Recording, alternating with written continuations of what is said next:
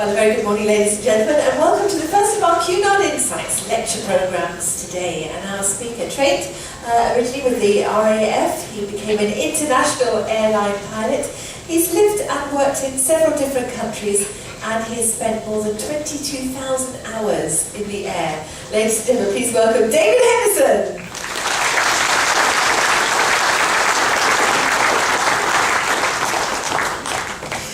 Well, good morning, ladies and gentlemen, and thank you, Amanda, for your introduction. Absolutely divine. Thanks ever so much. It's a wonderful pleasure and a privilege to be invited to join you on this festive cruise over Christmas and New Year. I asked myself the question before I left home to come on this cruise: what sort of passengers are we going to have on this cruise with us? The answer I came up with: it's either people who don't want to be with their families at Christmas, or people whose families don't want them at Christmas. Tick whichever box applies to that one. I've had the pleasure of speaking on board several of Kowloon's magnificent ships recently, and I have to say that Queen Elizabeth is my favourite. I know we're not allowed to have favourites, but I have to say I've worked on Queen Elizabeth quite a lot, and we've got a lovely crew, great bunch of passengers, so I know we're in for a splendid voyage once the weather calms down a little bit. 4 different talks on various subjects. I'll go into those in a bit of detail in a minute. And the times may or may not vary. They haven't given me the exact times of the talks yet, so just make sure you check every day in your ship's newspaper to see what time things are happening. The times do, of course, vary even more for those who forget to adjust their watches. Okay? Those that get their watches right will normally turn up on time. I must just dispel one myth before we start. And that is that Carnival Kowloon pay me vast sums of money to put you off flying. That is not true. Something bit about vast sums of money is certainly not true, I can assure you of that. The chart I'm going to show you next is a little bit out of date now, but this is the weather conditions that we had on Tuesday as we left port, which will explain to you perhaps why we had such a rough beginning to our voyage. As we left Southampton and coming down through the channel here and just turning over the northwest part of France there, we had winds blowing of up to 80 miles an hour, mostly directly on the nose of the ship, which is why she was pitching so badly. And then the last day it went round to a beam wind, which caused her to roll a bit. So that's of interest. I was talking to Captain Wells and I asked him what his limits would be for manoeuvring this huge ship in very, very strong winds. And in fact, it's exactly the same crosswind limit as we had on the aeroplane. It's 30 knots of crosswind component that he can accept for manoeuvring in and out of his mooring, in and out of the berth that the ship is arriving or leaving from. Now, that is explained by the fact that the side of the ship, Captain Wells said, is 10,000 square meters. And if you imagine that as a sheet of plywood, and you're trying to carry that in a wind, you're going to have your work cut out for you. So that is why we have that crosswind limit. And when I take you to Hong Kong later in the talk, we will look at a crosswind landing in Hong Kong, right on the limits for a crosswind landing. And it gets quite exciting for the guy who was doing it. So that's roughly what our chart looked like the other day. If it's going to be any different, I'll try and download some more up-to-date charts from the internet as we go along. So that was... that wasn't yesterday, I promise you that. That's going back a few years now. Again, just before we set off, I need to ask if we've got any other pilots in the audience. One. Yeah, 2. Yeah, another one down there. Okay, only 2. That's pretty good. Okay, I might be able to get away with this in that case. It's when I'm doing the American ships, especially on the Alaska cruises, there's a whole forest of hands goes up, because everybody in Alaska in the States, every second person in Alaska, I believe, has got a pilot's license of some form.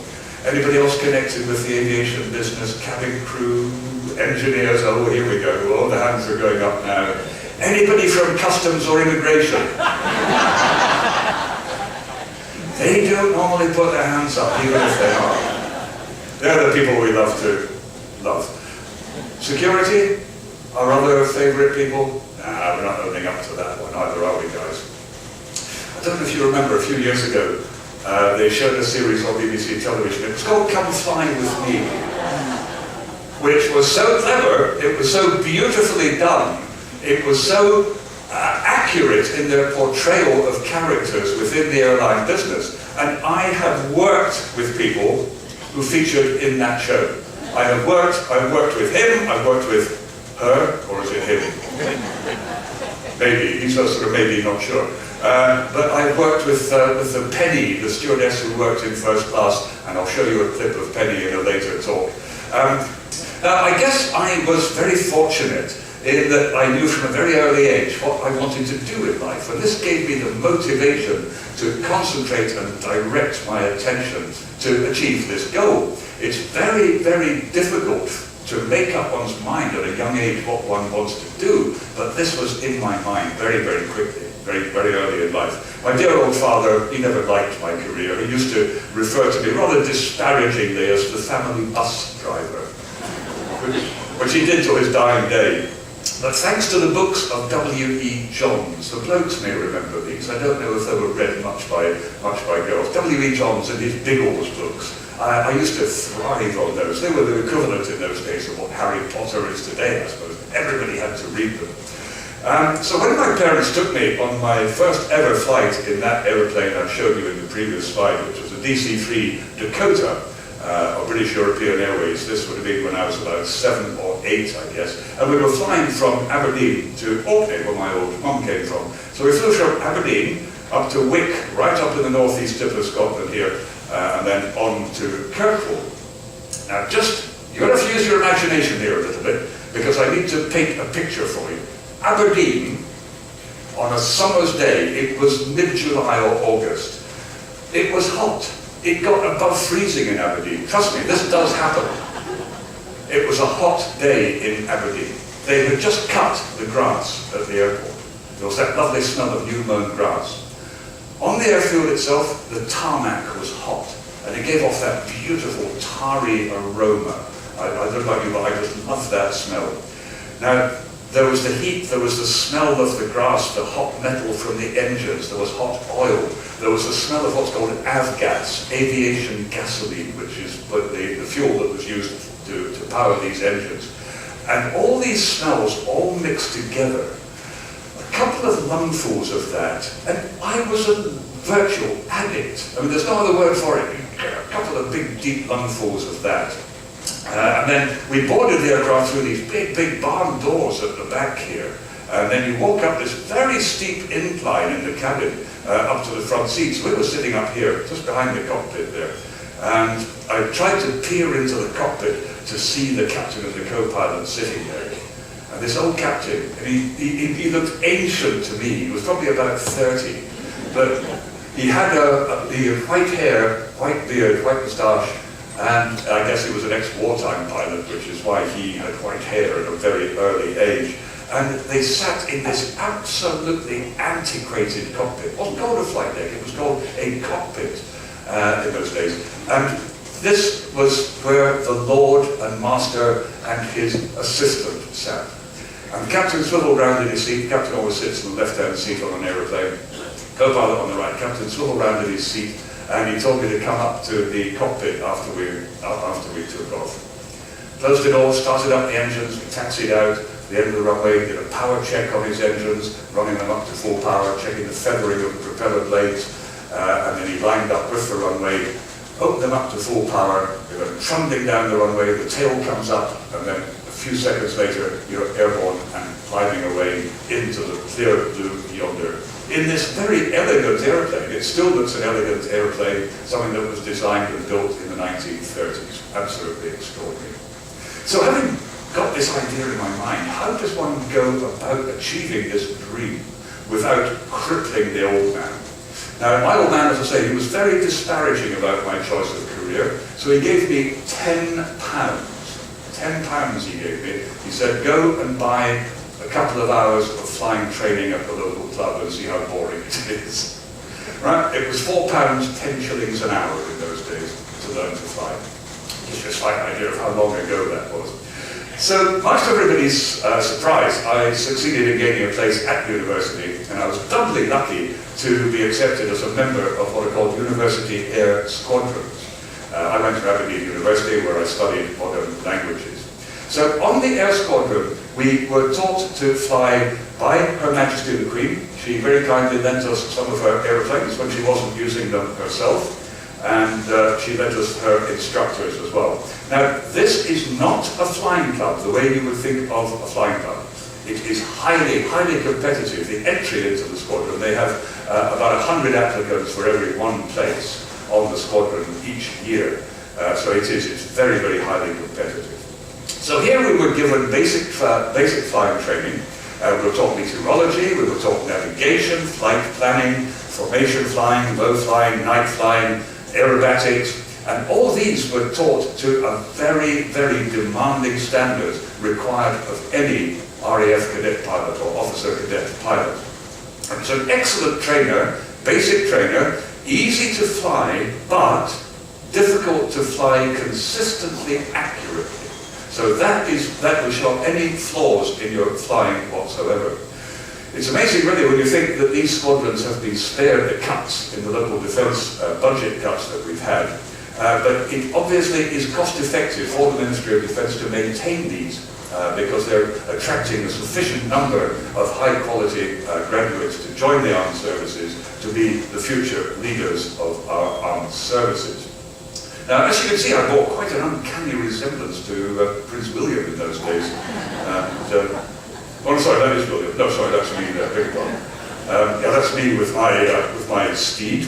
Now, while I was on the squadron, although my interest was still civil aviation, I was sold the idea of a military career by the boss of the Air Squadron, who I think must have been on commission for every graduate he got to join the Air Force from his squadron.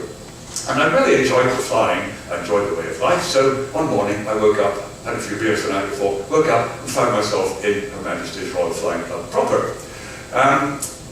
That was again me and my trusty steed, and this shows Prince Charles, Camilla and William at his wings parade. Now Charles learned to fly on exactly the same type of aircraft, the Chipmunk aircraft, in 1969. And we very nearly did not have King Charles III in waiting. Prince Charles came very, very close to killing himself in this exact aeroplane we see here. What he was doing one day with his instructor, they were doing aerobatics. And before you do any aerobatics, of course, you're going to use up a lot of sky for carrying out these maneuvers. And what you have to do is make sure that all the sky all around you is completely clear before you start throwing your aeroplane around. They did all this, and then they pulled up into a loop-the-loop maneuver. In other words, going down, pulling up, going right the way over the top, and then down the other side again, and pulling out of the loop. They did all this as they pulled up into the vertical. An aeroplane which they had not seen before had wandered into their airspace and was crossing directly above them. The instructor took control, of course, and he maneuvered that aircraft as fast and as hard as he possibly could to avoid a collision with the other aircraft. And at the investigation afterwards, the instructor reckoned that they missed the other aircraft by about 20 feet. So that's how close we came to losing the Prince of Wales. Having trained on that at university, the basic jet training was carried out on this little aeroplane here. Those of you from Yorkshire who live anywhere near the Vale of York will know and love this aeroplane. It's gone now, unfortunately, but we were not your best friends, were we? I have to say for the people of Yorkshire. We apologise now, because we were noisy. We did make a lot of noise in that beautiful part of the world, but I understand why you hated us. So this taught us the basics of jet aircraft flying. High altitude flying, relatively high speed. It wasn't a high performance aeroplane, but it taught us the basics of progression to faster and more sophisticated aircraft types. The advanced training was carried out on an aircraft which I'm sure you'll recognise because it was flown by the Red Arrows up until about, it's almost 20 years ago now since they retired, this magnificent little aeroplane here called the Folland Gnat. And it was such an exciting aeroplane. It's the most fun a young man can have with his clothes on, bar none. Because the scale of the aircraft was such that the student was sitting in the front here, the instructor sat in the back seat here. And if you imagine that, oh well, I'm 6 feet, And the student sitting in the front here, his 6 feet student, his backside is going to be about there, and his legs, his feet are on the rudder pedals down about there. So the scale of the aircraft, you don't so much get into this airplane, you more strap it on. It's like sitting on the front of a paper dart, and it was just so incredibly exciting. Again, this gives you another idea of the scale of the airplane. That's me standing with the airplane. I'm 6 feet, so the top of the canopy, when it's sitting on the ground, is only 6 feet above the ground. So your backside is only, what, 2.5, 3 feet off the ground probably. So when you're zipping along the runway at close on 180 miles an hour, you really get an impression of speed. This was a very sophisticated little aeroplane also, quite complicated technically, and was not the most forgiving aeroplane in the hands of an inexperienced student pilot. And the attrition rate was slightly higher than they would have wanted it to be. We used to operate at low level a lot of the time in this airplane around Wales, because we were based in Anglesey, in RAF Valley in Anglesey. And we used to use Wales was our low-flying area then, and a lot of it at low level, and we did have quite a large loss of students.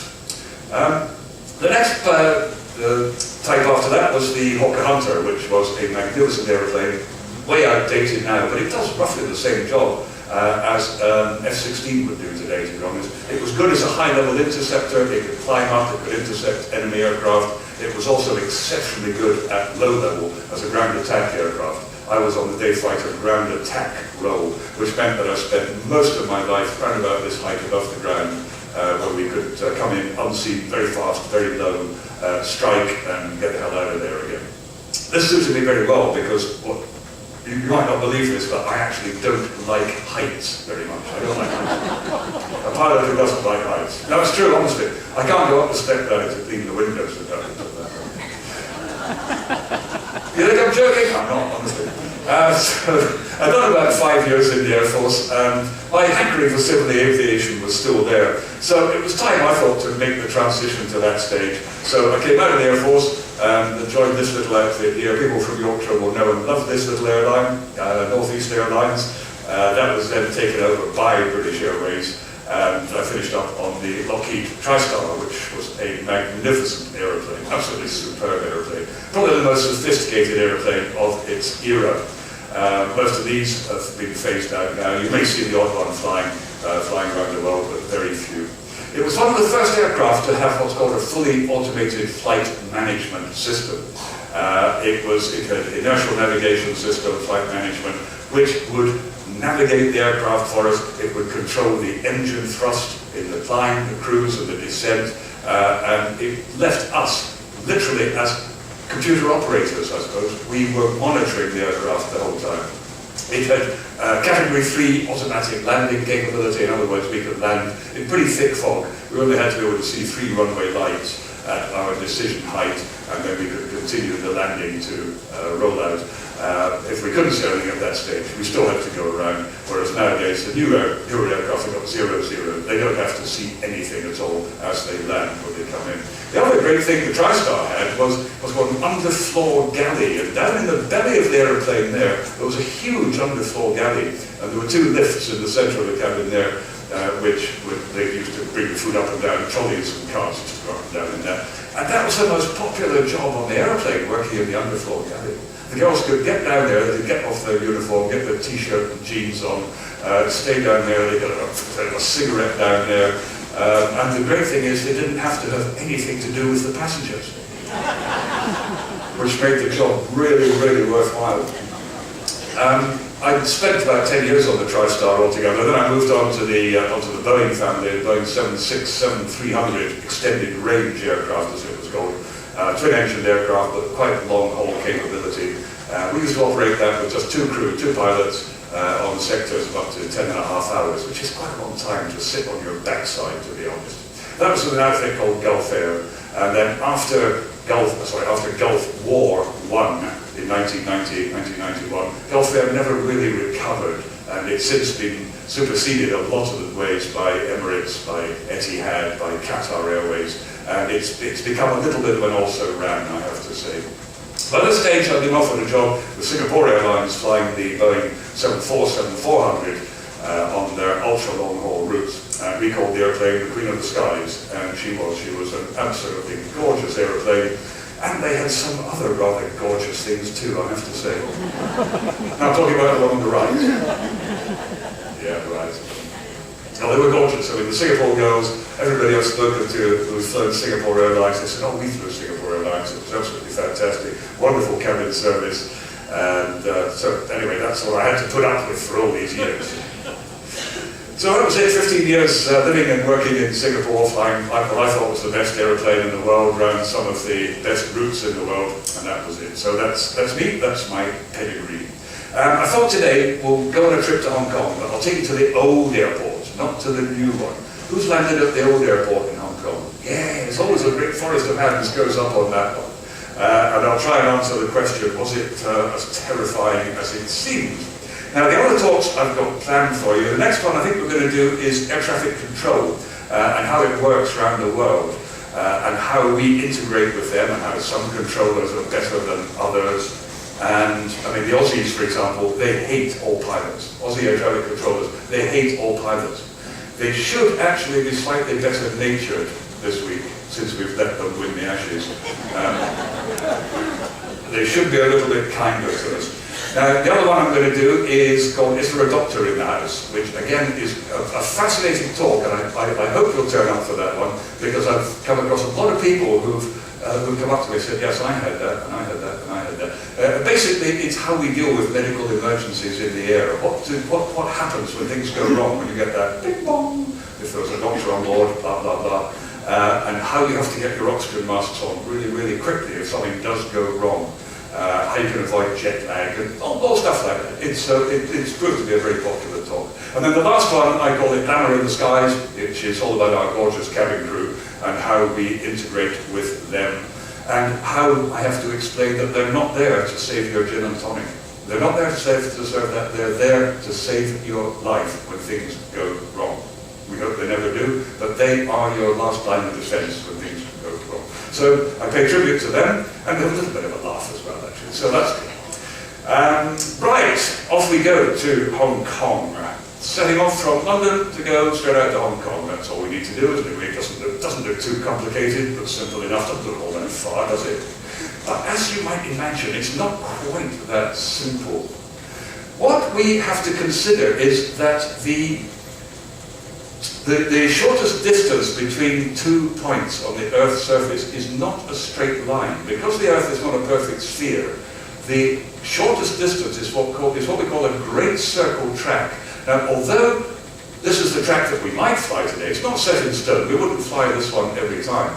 But you think, well, hang on, that doesn't make sense. We're going out over Essex, we're going up over Denmark, southern Sweden, Estonia or Latvia, and then over Russia, down over Kazakhstan, then down through China into Hong Kong. That can't be right. Surely it must be quicker just to go zip straight down that way.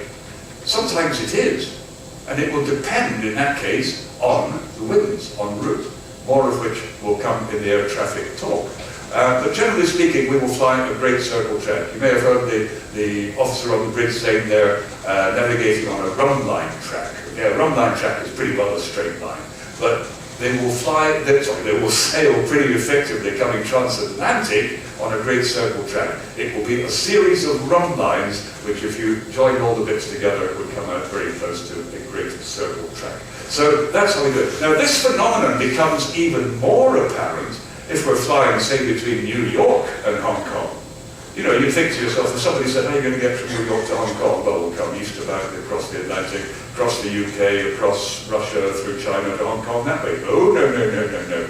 We go right over the top of the world. We come up over Hudson's Bay, up over the far northern part of Canada, and then almost directly over the North Pole, and then down the other side again through Russia, China, and into Hong Kong that way. And that is the shortest distance. Now, when we get to the airport, we're normally there about an hour and a half before to get our briefing from a gentleman who's called the aircraft dispatcher.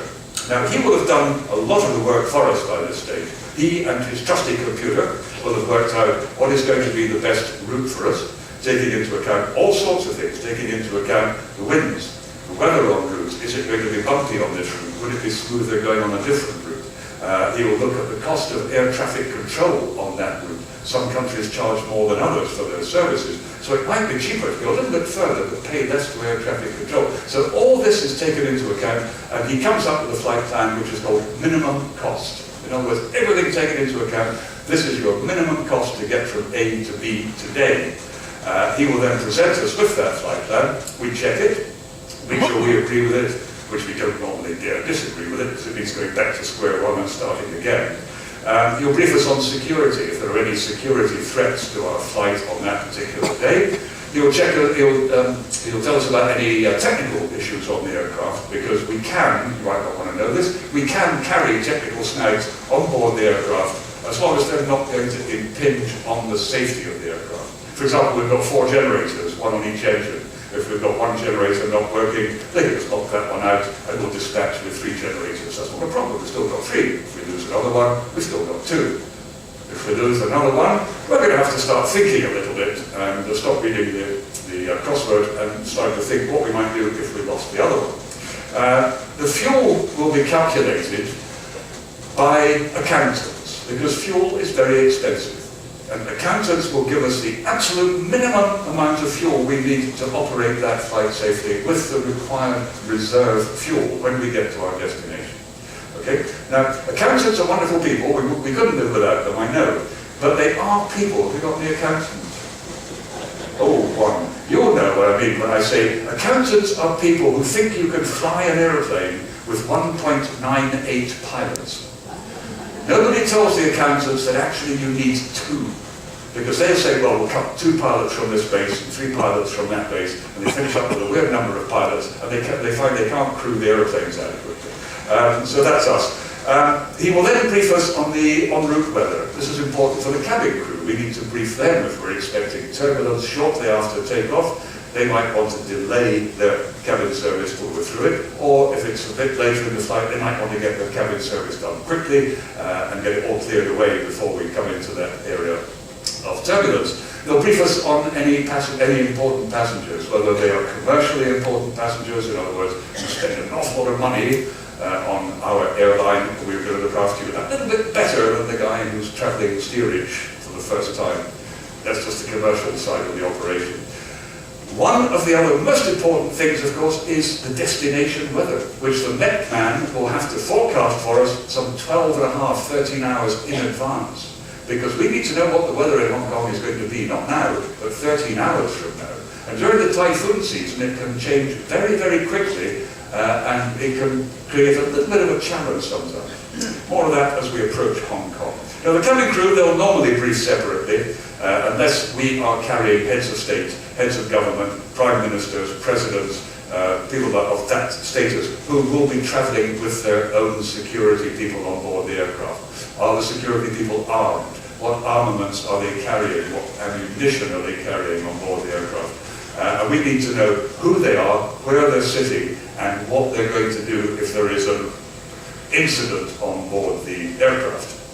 Okay, so we get out to the aircraft about 45 minutes before departure. You've probably noticed this. Sometimes you may be sitting in the terminal, you'll see one of the pilots come down from the flight deck and take a walk around the outside of the aircraft just to make sure the engineers haven't missed anything. You know, I mean, they do miss things very occasionally, and a pilot might just pick it up.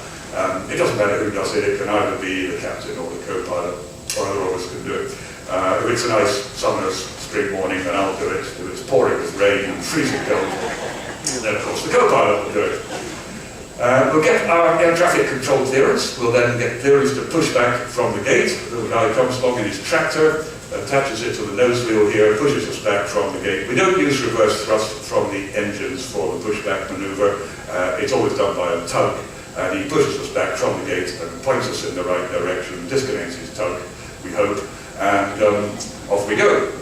At this stage, we will also have calculated our speeds that we're going to be using for each takeoff. Each takeoff, we have these critical speeds which we use as we trundle down the runway, getting faster and faster.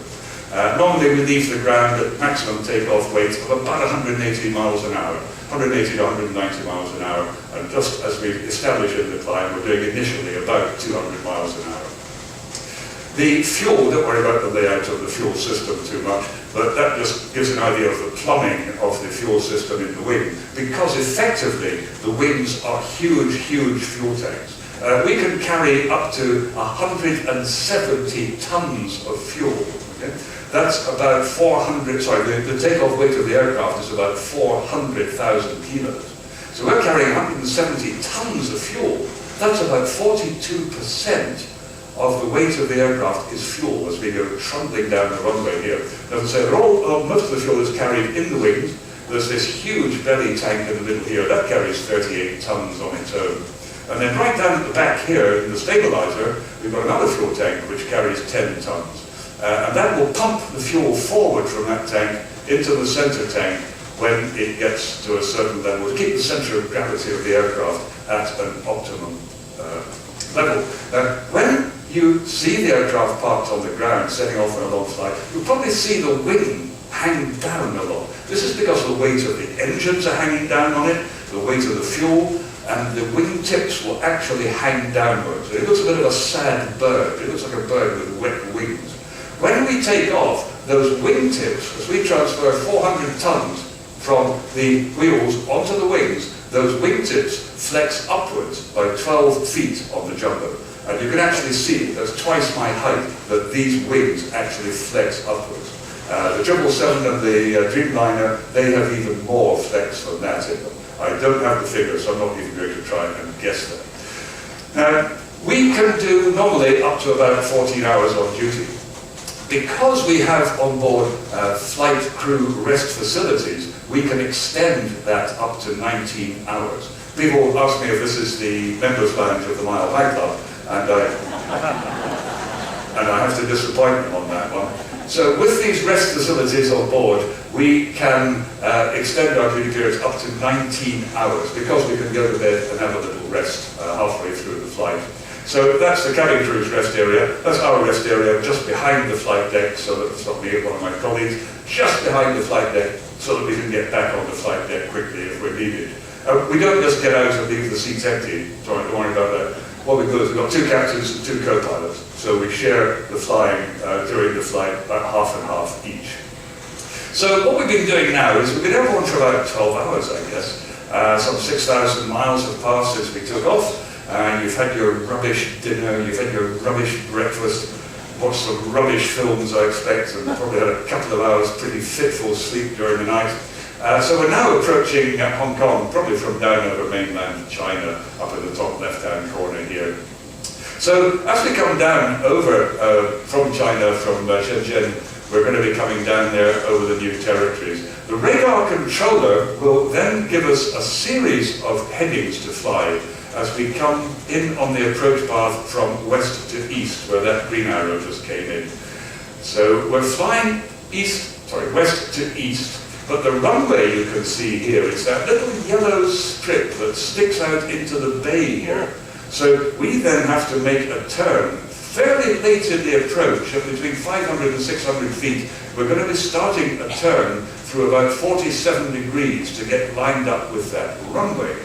Now, this gives an indication of what it actually looks like. This was after they closed the airport and they started reclaiming the area on the runway to build commercial property on. So this will be our final approach, this yellow track here. And that doesn't give us a lot of time to get lined up with the runway. So we'll be coming into a place here, it's called the checkerboard, where there's white arrows pointing. And that is simply a sort of red and white checkerboard, which I'll show you in a minute. This is the chart that we would use if radar's not working. We have to refer to the old chart of the air and just fly it absolutely as a procedure, rather than being given radar assistance. We'd normally like to come in, of course, from the north there and make a straight-in approach. But that doesn't work, does it? Because of this high ground up to the north here, these little green splodges here, that shows high ground up to the north, which we would not be able to have sufficient clearance from if we came straight in from the north. So there we go, coming in over Kowloon, Mongkok, up in Kowloon, down there to the checkerboard, and then making our turn where that blue arrow is to line up with the threshold of the runway just there. So that's a lovely shot of an Air France 747 just coming round the corner there. He's halfway through his turn now, there's that checkerboard. Up until a few years ago, that was a requirement to be able to see that checkerboard as part of the approach. And in the background here, of course, you can see that high ground, which we must obviously turn inside, and there's no way that we would have clearance to come in over that high ground and still maintain a safe descent profile. So that's the reason why we have to do this. Quite unusual approach. That's one of our aircraft in roughly the same part of the turn. He may be a little bit further around the turn. It's got quite a lot of bank on there, actually. It's probably got about 35 degrees of bank on there. And he may have a fair old crosswind. We'll look at him in a minute. And again, the high ground up to the north and the northeast. This is a lovely shot here. He's just about to roll out of the turn on this one, and he will be lined up with the runway. That's this guy here. He's about the same position, but from a slightly different angle. And again, we have to avoid the tower blocks, and we have to avoid the high ground up there. Now, in Hong Kong, the weather, as I said, can change very, very quickly. And as we come in, we may well have a wind from the southwest. Okay? Now, the runway, as I said, that is aligned from northwest to southeast. The wind is probably going to be coming across the runway. And as the typhoon goes through, then we are going to have a lot of changes in the wind speed and direction. The wind velocity, in other words, the speed and direction of the wind can change very, very quickly. So this guy here, he's been caught out just a little bit by the wind, and he has been blown through the runway centre line. Okay? He's just gone through it slightly by the wind, which has blown him through that way. You've got a choice here now. You can either make a correction to get back on the runway centre line, or you can think, okay, I've made a mess of this. I'm going to climb away, I'm going to climb up, I'm going to climb out through the Lady Moon Gap here, as it's called, climb up, tell radar what we're doing, and ask them to put us in the circuit again for another approach and landing, and try and get it right next time. So here he is, he's making that correction to the centre line. He's doing a good job there, there's not a lot of problem with that. In this one here, he has just overcorrected ever so slightly, and he's gone just to the other side of the centre line now. Not a problem, he's in a safe place, he's going to touch down very, very shortly, and everybody will be happy. The only problem facing him now is, because he's got the wind blowing that way from right to left on this slide, it's got underneath that into-wind wing, okay? And it's now trying to lift that wing. And if that happens, that's not a problem. His problem is that this engine pod here is going to get very, very close to the runway. And in some cases, they have been known to scrape the pod, as it's called, scraping the pod along the runway. And this, again, this is where we come into our crosswind limits. The maximum crosswind we can accept, exactly the same as we can accept on Queen Elizabeth, is 30 knots of wind across the runway. If I elect to land with a crosswind component of 32 knots, which I can do if I wish, and I get away with it, I will get no thanks for it. If I elect to land with a crosswind component of 32 knots and I scrape a pod, the repair for that will come out of my wages. I will be invited in to see the chief pilot and explain the error of my ways. This is the sort of iconic shot, I suppose, of the old jumbo going into Kai Tak, of flying through the apartment blocks. And those of you who've been there, have been sitting on this side of the aircraft during that approach as we turn right to get lined up with the runway. Then, of course, you can look into the blocks of flats, see what the Chinese people are having for lunch. And on these little sticks pointing out, hanging out from the blocks of flats here, you've got the laundry, all the washings hanging out to dry. So we normally pick somebody's wife from some on the wing as we go past the blocks of flats.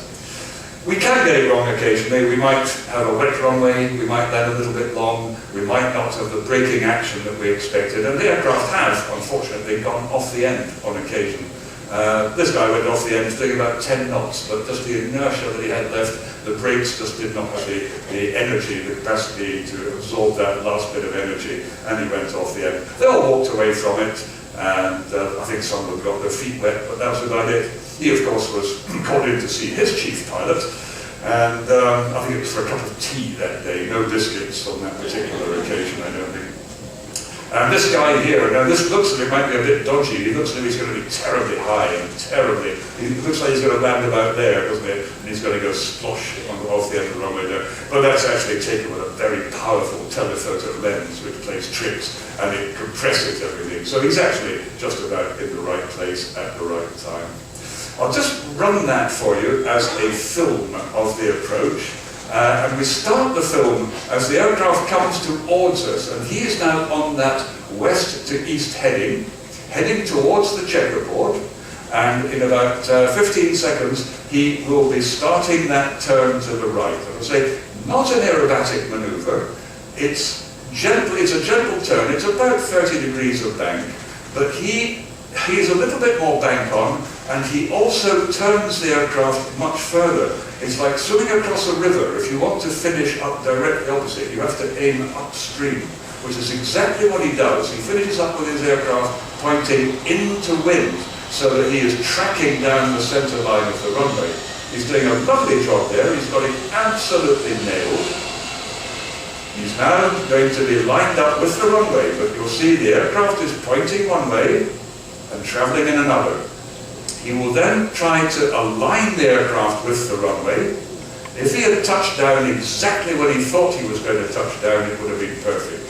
Unfortunately, he doesn't quite make that, and the aircraft now begins to weathercock into wind. See that? There is weathercocking into wind, and he actually goes about 25 degrees off heading. So he lands the aircraft sideways, and that great puff of smoke from the tyres, and that then kicks the aircraft straight and puts it down the runway again for him, which is very impressive. It's perfectly safe. I used to absolutely hate doing that because Mr. Boeing says, no, that's absolutely fine. He said, you can land my airplane like that. He said, I don't mind, they're strong enough to take that. But it always felt so terribly uncomfortable to me, I have to say. There are other wonderful airports in the world. Have you been to St. Martin at all in your cruising? That's a wonderful place to go, because you have to come in quite low there to make sure you land right at the end of the runway there. So that's the aircraft coming in over the beach at St. Martin. It's fun. I mean, it's just a fun thing to do. The beach itself is actually a tourist attraction in its own right at St. Martin. And this one here just shows the danger. Because what kids do is they like to be blown backwards by the jet blast. They like to be blown into the sea. So it says jet blast of departing, and arriving aircraft can cause severe physical harm, resulting in extreme bodily harm and or death. It doesn't stop the kids though. Low flying and departing aircraft blast can cause physical injury. And I often ask myself, I wonder what caused that hole in the middle of in the middle of the sign, there, and I found myself thinking, I wonder, if I'm having a good day, I find myself thinking, oh, I hope that wasn't somebody's head. And if I find myself, if I'm having a bad day, I find myself thinking, I hope that was somebody's head. Anyway, we're just about there, I think. Have we got anyone from Liverpool with us?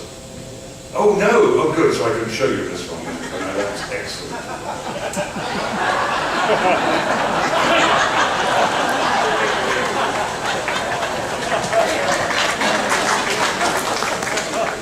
That's what you come back to in the morning. Unless you pay the protection money. Unless you pay the little Liverpool guys some money to look after your aeroplane for you overnight. The next one is air traffic control, and if you just check your daily program for that one, I've got a note of when that one is. So anyway, thank you very much for coming in this morning. I do hope that's been of some interest to you, and I look forward to seeing you around the ship and at the next one. Thank you very much.